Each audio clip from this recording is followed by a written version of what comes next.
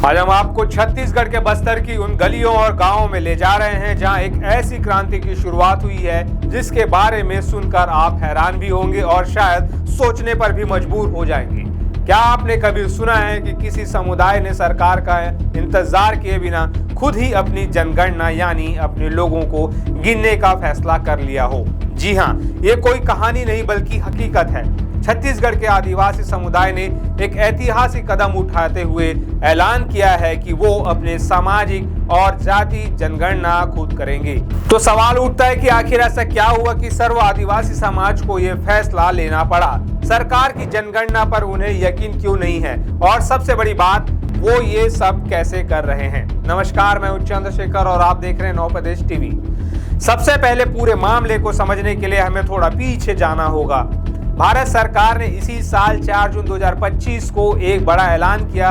ऐलान ये था कि देश की अगली जनगणना 1 मार्च 2027 तक पूरी कर ली जाएगी और इस बार की जनगणना में एक बहुत ही खास बात थी, पहली बार जातियों की भी गिनती की जाएगी। आपको याद दिला दूं कि पिछली जनगणना 2011 में हुई थी और अगली 2021 में होनी थी, लेकिन जैसा कि 14 दिसंबर 2022 को राज्यसभा में गृह राज्य मंत्री नित्यानंद राय ने बताया था, कोरोना महामारी की वजह से 2021 की जनगणना को टालना पड़ा था। तो अब 2027 में जनगणना होनी तय हुई, वो भी जातिगत आंकड़ों के साथ। सरकार के इस फैसले का जहां कई लोगों ने स्वागत किया, वहीं छत्तीसगढ़ के बस्तर संभाग में सर्व आदिवासी समाज के मन में एक पुराना जख्म ताजा हो गया। उन्होंने सरकार की इस प्रक्रिया पर अविश्वास जताते हुए एक ऐसा फैसला लिया जिसने सबको चौंका दिया। उन्होंने कहा, हम अपनी जनगणना खुद करेंगे। अब आपके मन में पहला सवाल यही आ रहा होगा कि आखिर इस अविश्वास की वजह क्या है? क्या सरकार की गिनती में कोई गड़बड़ी होती है? इस सवाल का जवाब हमें सर्व आदिवासी समाज बस्तर संभाग के अध्यक्ष प्रकाश ठाकुर के शब्दों में मिलता है। उन्होंने मीडिया से बातचीत में एक पुरानी घटना का जिक्र किया। उन्होंने बताया, 2001 में जनगणना के दौरान सरकार ने कई गांवों को वीरान घोषित कर दिया था, यानी कागजों पर यह मान लिया गया था कि इन गांवों में कोई रहता ही नहीं है। इसकी वजह से हमें बहुत संघर्ष करना पड़ा था। हमने आवाज उठाई कि ये जनगणना गलत है और इस बात की गुहार हमने तत्कालीन राष्ट्रपति तक से लगाई थी। सोचिए जरा, आप अपने गाँव में रह रहे हैं, आपका पूरा परिवार वहाँ है, लेकिन सरकारी कागजों में आपके गांव का कोई अस्तित्व ही नहीं है। ये कितनी बड़ी बात है। प्रकाश ठाकुर बताते हैं कि जब उन्होंने राष्ट्रपति से गुहार लगाई तो राष्ट्रपति ने उस जनगणना को खारिज किया और उन सभी गांवों में दोबारा जांच करने का आदेश दिया जिन्हें वीरान बताया गया था। दोबारा जांच हुई और तब जाकर जनगणना को सही माना गया। यही वो कड़वा अनुभव है जिसकी वजह से आदिवासी समुदाय अब कोई चांस नहीं लेना चाहता। उनका कहना है कि सरकारी प्रक्रिया का इंतजार करने और फिर उसमें गलत होने पर लड़ने से बेहतर है कि हम पहले से ही अपनी तैयारी करके रखें। हम खुद एक एक घर जाकर एक एक व्यक्ति का सर्वेक्षण करें कि हमारे लोग कहां और किस हाल में रह रहे हैं, ताकि जब सरकारी आंकड़े आएं तो हम अपने आंकड़ों से उनका मिलान कर सकें और अगर कोई गड़बड़ी हो तो उसे सरकार को दिखा सके। ये पहल सिर्फ 1-2 गांव तक सीमित नहीं है। टाइम्स ऑफ इंडिया की 1 जुलाई 2025 की रिपोर्ट के मुताबिक बस्तर संभाग, धमतरी और बालोद जिलों के करीब 1000 से ज्यादा गांवों में आदिवासी युवा और बुजुर्ग मिलकर इस महाअभियान को चला रहे हैं। अब बात करते हैं कि ये जनगणना हो कैसे रही है। क्या ये सिर्फ कागज कलम से हो रही है? जी नहीं, ये समुदाय आज के जमाने के साथ कदम से कदम मिलाकर चल रहा है। इस पूरे सर्वेक्षण के लिए एक खास मोबाइल ऐप का इस्तेमाल किया जा रहा है। इस ऐप में हर छोटी बड़ी जानकारी दर्ज की जा रही है। सिर्फ ये ही नहीं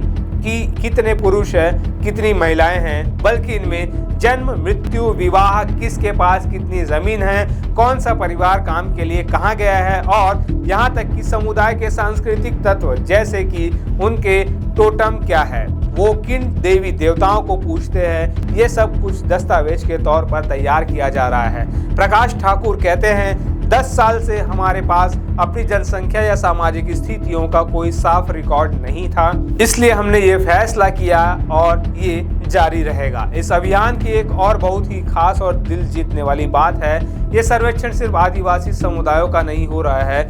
इन गांवों में रहने वाले अनुसूचित जाति यानी एससी अन्य पिछड़ा वर्ग यानी ओबीसी और सामान्य वर्ग के लोगों को भी इस गिनती में शामिल किया गया है। ये कदम दिखाता है कि समुदाय सिर्फ अपनी नहीं बल्कि अपने साथ रहने वाले हर व्यक्ति की चिंता कर रहा है। इतना ही नहीं, एक और बहुत बड़ा और प्रगतिशील कदम उठाया गया है। इस रिकॉर्ड में उन आदिवासियों को भी शामिल किया जा रहा है जिन्होंने अपना धर्म परिवर्तन कर लिया है या ईसाई धर्म अपना लिया है। समुदाय का मानना है कि आदिवासी पहचान किसी एक धर्म से बंधी नहीं है। उनका कहना है कि ये रिकॉर्ड हमें कानूनी तौर पर यह साबित करने में मदद करेगा कि आदिवासी होना एक सांस्कृतिक और वंशानुगत पहचान है, न कि धार्मिक।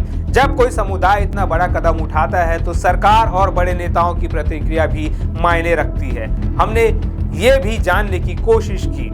छत्तीसगढ़ के जनजातीय मामलों के मंत्री रामविचार नेताम का कहना है, समुदाय के प्रतिनिधि और समितियां लोगों के बारे में रिकॉर्ड रखती हैं और इसे समय समय पर अपडेट भी किया जाता है। अगर सर्व आदिवासी समाज अपना व्यक्तिगत सर्वेक्षण कर रहा है तो इसमें कोई समस्या नहीं है। लेकिन जहां तक जनगणना की प्रामाणिकता पर सवाल उठाने की बात है तो मैं ये सुनिश्चित करना चाहूंगा कि ये एक ऐसी प्रक्रिया है जिसे बहुत जिम्मेदारी के साथ किया जाता है और कई स्तरों पर इसकी जांच होती है।